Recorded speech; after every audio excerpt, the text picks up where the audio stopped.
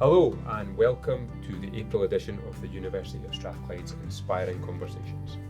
I'm Manish Joshi, Chief Executive of Strathclyde Students Union, and in this episode of Inspiring Conversations, I'm delighted to be joined by Gurjit Singh Lalli, Curator and founder of TEDxGlasgow.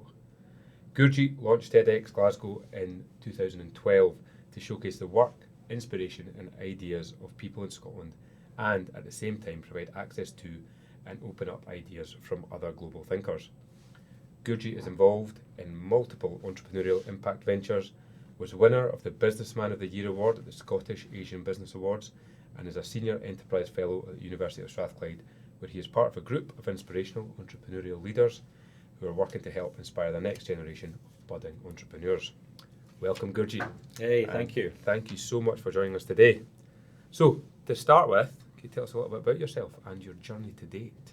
I'll give you the 60-second version if that's helpful. 60 seconds would be very impressive. Yeah. So parents from India, Punjab, many generations of farmers. And before that, they came from somewhere around Europe, I think Greece. I was born in England, raised in Scotland. Came up here when I was about 4 years old. Been living in Glasgow ever since. I applied to Strathclyde Uni, funnily enough, back in 1989, whatever it was, and got knocked back. So I ended up at Paisley, which is now called West of Scotland. Did a business and management degree there, and then went off to Mexico for 7 years. And I lived in a wee island in the Caribbean and just worked in social entrepreneurship type of work there. And I've been back in Scotland since about 2007, being involved in lots of philanthropic ventures around impact investment and entrepreneurship. Okay, good. That sounds like a whistle-stop tour. I'd love to probably spend more time talking about your life in the Caribbean. Sounds idyllic. I don't know why you came back to Scotland, but something must have brought you back. Yeah, mothers. Okay, fair enough. And so you've obviously had quite an eclectic career and been involved in a number of different things. Recently, I remember at COP26, you interviewed a number of world leaders and leaders within the kind of climate space. Can you tell us a bit more about that and, I guess what you think they're doing around moving towards net zero and what more we could be doing, I guess, here at the university and what, some of our students who are listening who I think are quite interested in sustainability, climate change and, try to create a better world. What more could we all be learning from that moment? Yeah, so I interviewed about 70 people. Wow. Across all genres, as in sectors and not-for-profits and indigenous folk, young people, a real diverse group of people that we got access to. And to be honest with you, the knowledge exists at grassroots level. Yeah. And also the motivation to make change happen, because that's the ones that are on the coalface. Once you start going up to C-suite, chairmanship, whatever, large corporates or large governments or any large institutions, they really have no idea what to do and really no motivation. Yeah. So the corporate sector is leaning on the government not to change policy. The government, therefore, is not changing policy. And then, therefore, the corporate sector doesn't have to compete with other corporates. The general public have a real lack of understanding of what to do around climate change and transition to net zero. I mean, I spent 2 years trying to get my head around it, and I'm still a novice in this space. And I've interviewed over 400 heads of sustainability leaders from around the world as part of that research. The most simple thing that individuals can do, going back to your question, the latter part of your question, is how we vote. We really need to use the power of the vote. I know that's not cool when you're young and there's no real political party you want to vote for. Yeah. But vote for the one that's not as bad as the other ones, is my advice, and vote regular. Yeah. Because unless your voice is heard, your voice won't be heard. And I guess get engaged, right? Like encouraging young people to actually get some skin in the game. And That would be amazing. But people are busy. Let's be realistic. But yeah, that would be amazing. Like yourself, great role model. You're getting involved with the university and still involved. The second thing I would suggest, and this is probably less of a thing for students, but talk to your family about who provides your energy. Because energy for your home is one of the biggest carbon footprints you'll have as an individual. And then the third is what happens with your bank savings, or even your student loan that you pay interest rates on, or even your pension that you're contributing towards as an employee. All that money, whether it's £1 or £1,000, whether it's a debt to society of £30,000-40,000, whether it's your parents' pension, your grandparents, your uncles, aunties, money talks. And once you start making inquiries, it's really fascinating. Like faculty at the university, you know, the lecturers, where is their pensions invested? You know, where is the council's pensions invested? Hot button issue, pensions at universities and higher education, and I guess just in society. And the way they bump you off is to say that we invest in things that will give us long-term return on investment because that's our legal governance. We have to fulfill our conventions and everything else. But it's actually, if you look at sustainable companies nowadays, the ones that have a pathway to net zero and become more sustainable are the ones that will be financially more successful. So therefore, pensions and your bank savings, your current accounts, and other things is where you should be looking. So those three things, vote, energy provider, and where your savings are, is how you could massively reduce your carbon footprint without changing your behavior. I'm not asking you to ride a bike. I'm not asking you to go vegan. I'm not asking you to stop buying leather trousers, shoes, whatever, belts. You know, that stuff's relevant, but it won't make a difference in comparison to these other three things that will make the biggest impact without behavior change.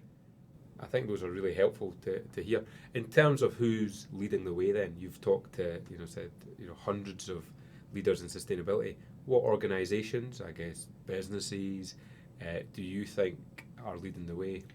You know what? You could throw a dart at any sector and any company and you'd be very unlikely to find a concrete path to net zero. I'm serious. They all said 2030, 2040, 2050, 2060. But ask them what they've done in the last 12 months. I think that's a really fair point. Like, we're sitting here in Glasgow, we have a 2030 net zero target from the City Council. We're about to enter into elections, so you heard it here, folks, get your vote in. We're 8 years away from trying to get this city, which is a reasonable sized city on a global scale. It's certainly not one of the bigger cities in the world. And there's a heck of a lot of work to do. So it's a great opportunity for young people, anybody really. If you want to be a social entrepreneur, go work for the council. Look at other organizations that are already set up and work for them. Go work for EY and Deloitte and Accenture and all the bad guys, the ones that do all the tax efficiency stuff. Go work for the banks and the financial institutions, because if you want to become an advocate and influence, you have to get inside those walls and become that advocate and loud voice and rebel for change.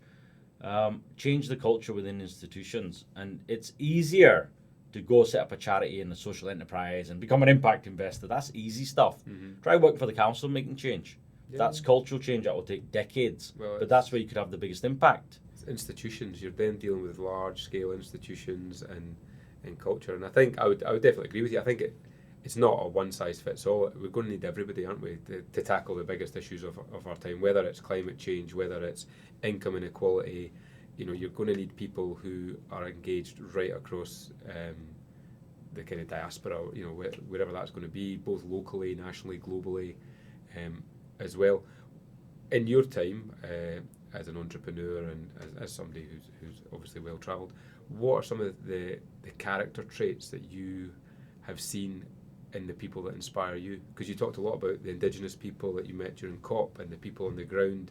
And I'm interested to know, what are some of the things that you see that are almost like universal truths? It doesn't matter if you're in the Caribbean or in India or on the kind of streets of Glasgow, that you would think if you've got those things, you're actually going to be able to be a change maker. Yeah, it's interesting because there's always this conundrum of whether you're born an entrepreneur, social entrepreneur, whatever, or if you become one. And for me, it's the people that I've met that become really successful are either really naive, and they ask the most simple questions that make people stop in their tracks and think. They're really short-term memory, so they persist like hell. They have tenacity like hell. They just keep on asking that bloody question that irritates the hell out of everyone until they get nearly fired. And they have that grit under their nails, that they'll just keep going because lives are at stake here. You know, it's not a game we're playing. Yeah. You know, this is the future of humanity Uh-huh. we're talking about. And if humanity goes away, it's probably a good thing. With the animals will, you know, thrive, and so will the plants. So it's not a major catastrophe, but it will be the ones that aren't billionaires that will suffer the most. Of course. Yeah.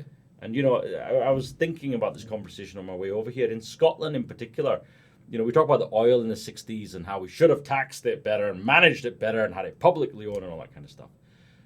What we'll be talking about in the next 10, 20 years is things like water. You know, the big distilleries right now are sucking all the water out of Scotland and making billions of pounds. Some of the richest families in Scotland, if you look at the top 10 richest families, are owners of distilleries. So what would be amazing is doing what the Irish have done, set up a Scottish fund. You know, get some of these billionaires that live here in Scotland that have made billions from Scotland to actually start giving some money back into a pot. Yeah. And that pot could put Scotland on the world map of being entrepreneurial leaders like we were with shipbuilding, entrepreneurial leaders like we were with engineering, entrepreneurial leaders like we were with finance 200-300 years ago.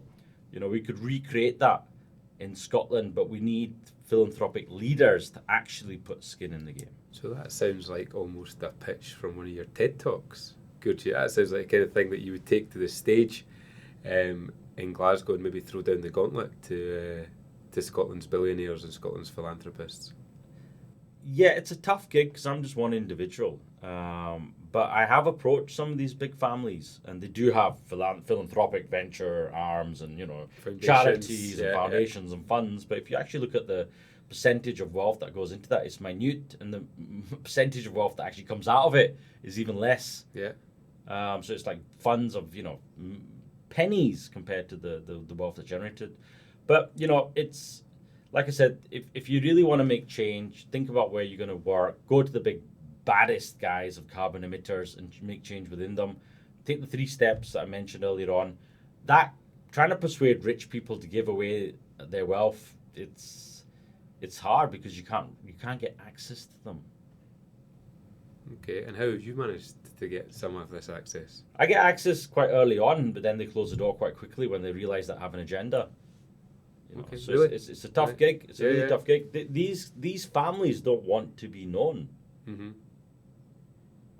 But it's quite easy to Google them. But, you know, I think if you put that corporate sector aside for a minute and you look at the public sector, lobbying is great, but voting is better.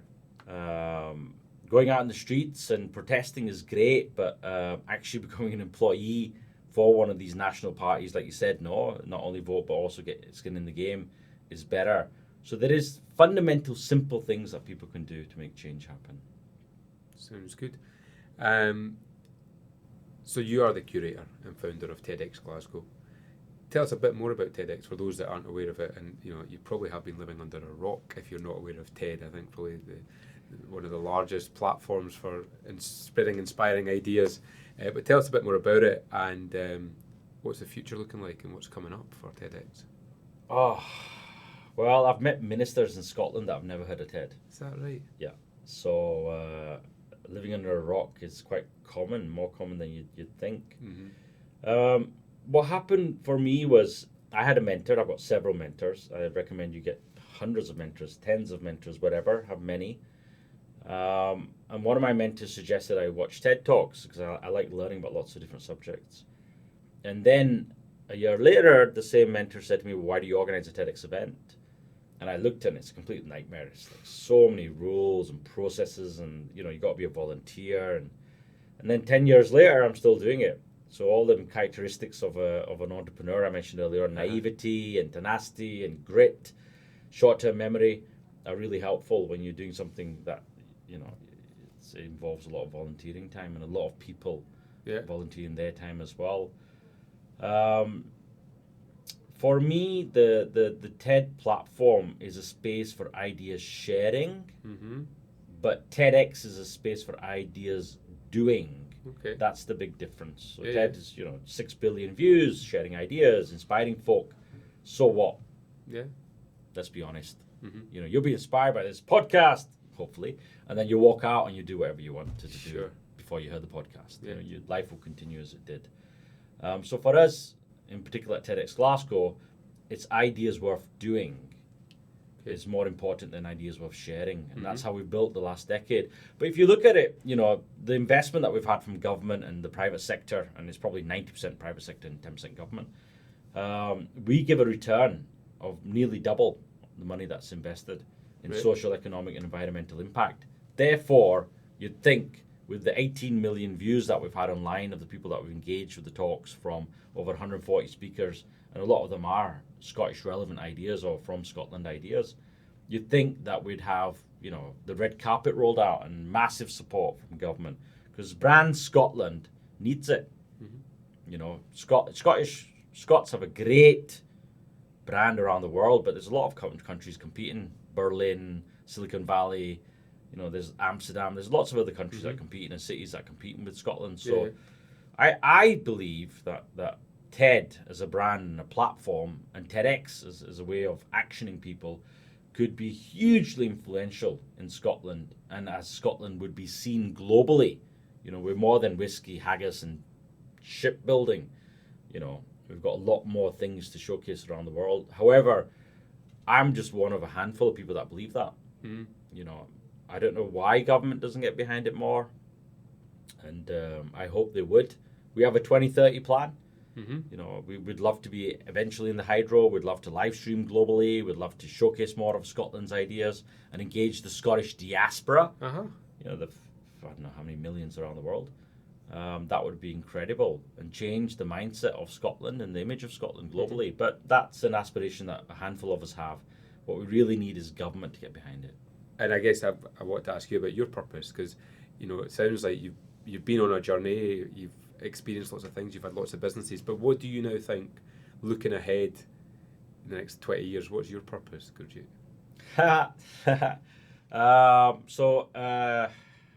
a great question. So my purpose has always been about how to help society at large thrive.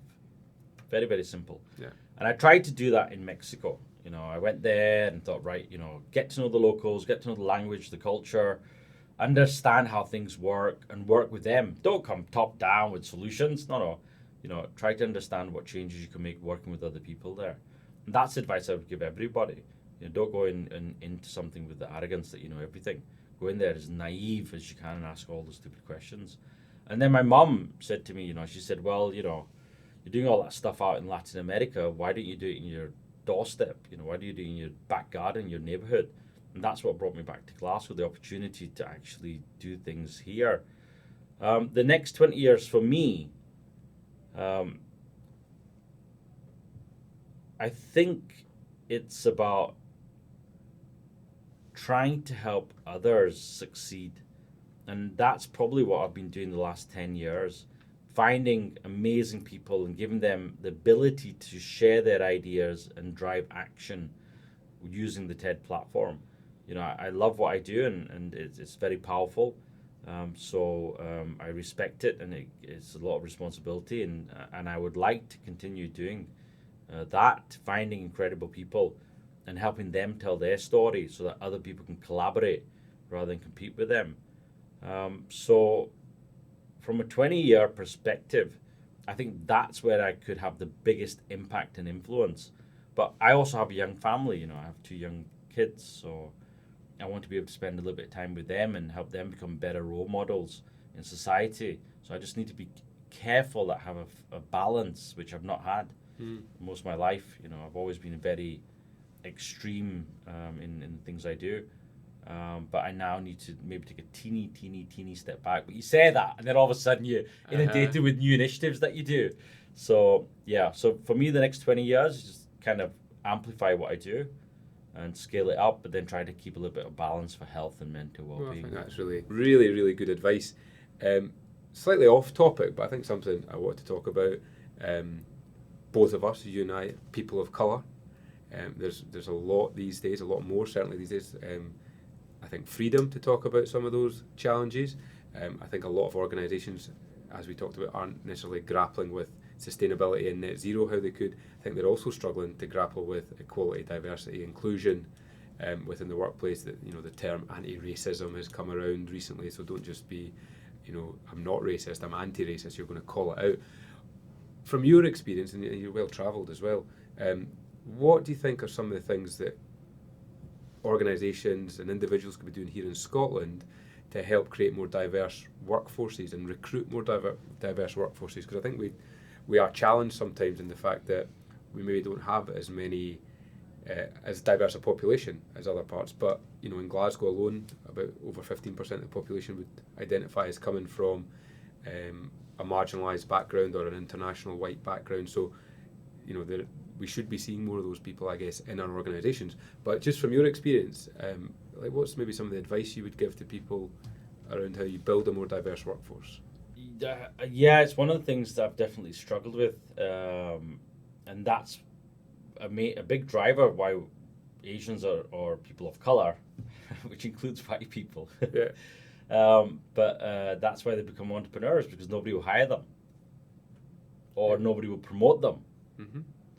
So I've got a master's in European law and a master's in business administration that I did when I was at Lund University in Sweden, and I quickly realised that going into the legal sector, it would be extremely difficult for me to succeed. Mm. And therefore, I decided to be pursuing my entrepreneurial career, which I was doing since 7 years old.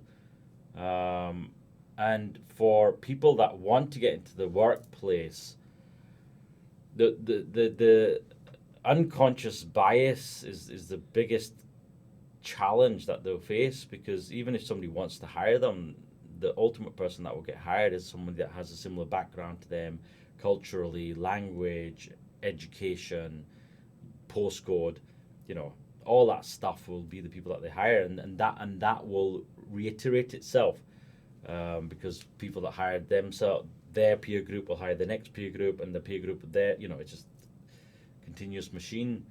So unless you become self-employed and you do your own thing, it's quite difficult to break into organizations and break into companies or institutions.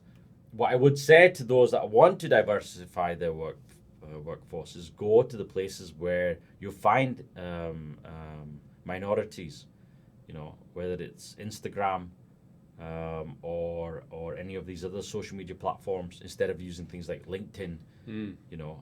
Go to where the people are, advertise where the people are, have positive discrimination or whatever it's called, but for me, from my experience, even nowadays, there's strong natural racism that lives in all of us. Mm-hmm. I get on a bus and come into town, and I'll be the last person that somebody will sit next to, even today. So it's a natural bias that people have built into them, and they don't even realize. Mm. But to overcome it, there's lots of stuff that people could do. Lots. I'm not an expert in this space. Yeah. But what I did to overcome it myself was I became an entrepreneur and became self-employed. Yeah. No, it's really, really good. Good advice. And I think that point about people going to where communities are, I think, when I've chatted to people about this, it's saying this isn't the work of a fortnight's campaign. It's, it's deep work. You need to build trust in those communities.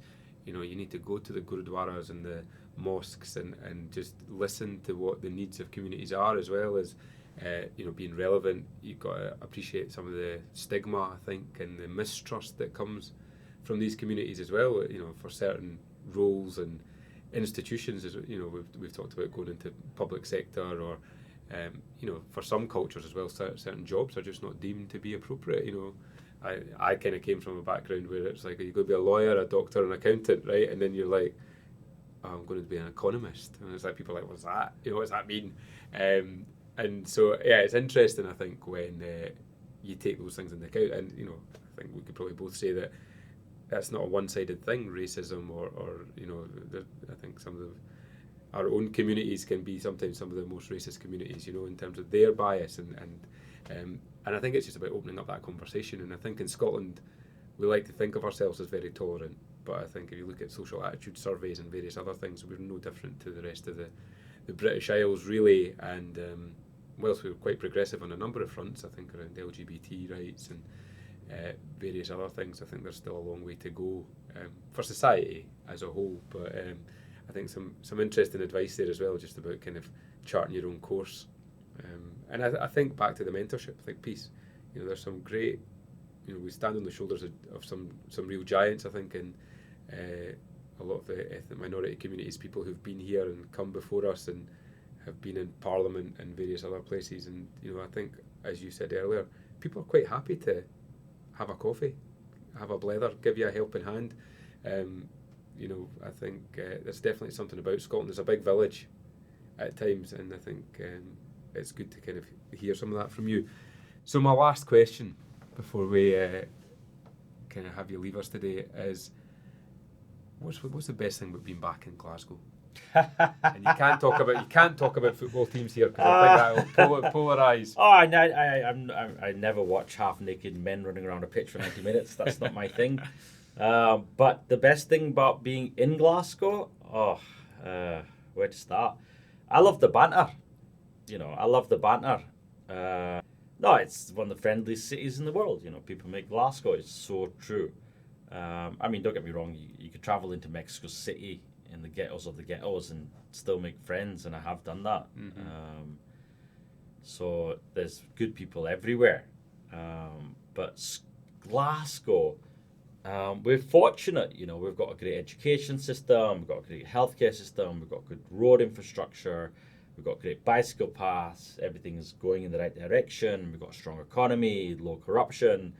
If you look at it globally, although it doesn't sit high up in these kind of research indexes that you see, it's probably a good thing. It's a great city, but people will go to Edinburgh because it looks pretty. And they'll look at Glasgow and say, it's very grey and very gritty. But, once you get past that, you'll find that it's full of really wonderful people that just go out of the way of trying to help, because they are probably from a poor background themselves, and they've been successful or not, and they just want to help others. So we have that strong love thy neighbour effect in Glasgow. Gurjit Singh Lalli, thank you so much for talking to us today. And that's it for April's Inspiring Conversation. Thank you for joining us, and remember to tune in next month, where we'll be joined by another inspiring entrepreneurial leader. To find out more about Strathclyde Inspire and our Inspiring Conversation series, please follow us on Facebook, Instagram, LinkedIn and Twitter, or search Strathclyde Inspire on the University of Strathclyde's website. Thanks again.